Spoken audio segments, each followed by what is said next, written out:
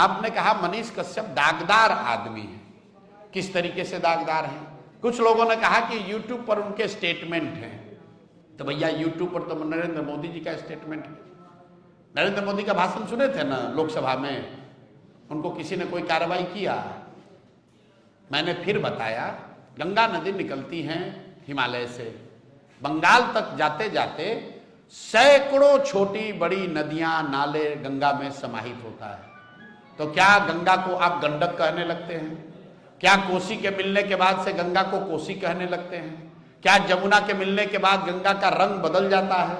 नहीं बदलता है। सब व्यक्ति, सारी नदियां, सारे नाले जो हैं वो गंगा में समाहित हो जाती है। तो जनसुराज इतनी बड़ी सोच है, इतना बड़ा परिवार है, इसमें बहुत सारे लोग आएंगे और वो इसी में विलीन होकर इस स्वच्छ व्यवस्था का हिस्सा बनकर आगे बढ़ेंगे।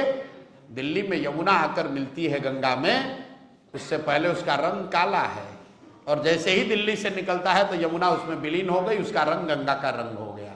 ठीक है, आप हरिद्वार जाएंगे तो गंगा का जो उद्भव है, 7 अलग अलग नदियां आती है, अलकनंदा है, भगीरथी है, अलग अलग नदियों के पानी का रंग अलग अलग है। लेकिन जब हरिद्वार में जब वो आती है नदियां, वो सब गंगा हो गई।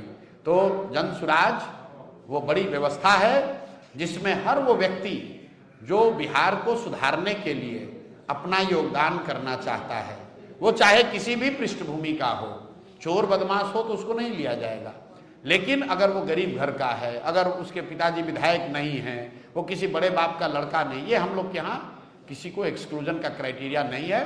अगर कोई मार्ग से भटका हुआ व्यक्ति वापस आकर सही रास्ता पकड़ना चाहता है तो हम लोग की जिम्मेवारी है कि उसको सही रास्ता अपनाने में मदद की जाए, उसको छोड़ न दिया जाए।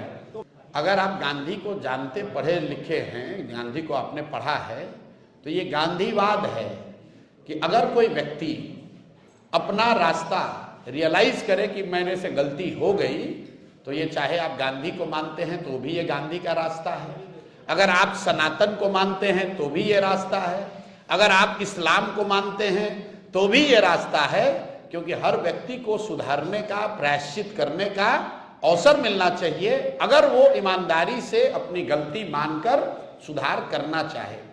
अब अगर वो जनसुराज में आने के बाद भी गलती करेगा और तब हम लोग कार्रवाई नहीं करेंगे तो आप जरूर उंगली उठा सकते हैं।